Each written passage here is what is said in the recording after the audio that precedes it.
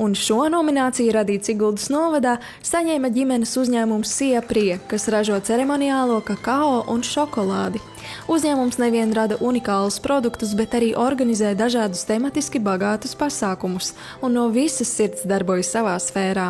Mēs, kad nācām ar ģimeni, ar mazo, mums ir vēl maziņš zīdainīts, mums ir vēl vīrs līdzi. Mēs īstenībā nemaz nezinājām, kad būs vispār kaut kāda balva. Un te nu mēs stāvam ar 2 balvām, kas mums ir īstenībā tāds ļoti, ļoti īpašs moments priekš mūsu ģimenes, priekš mūsu uzņēmuma.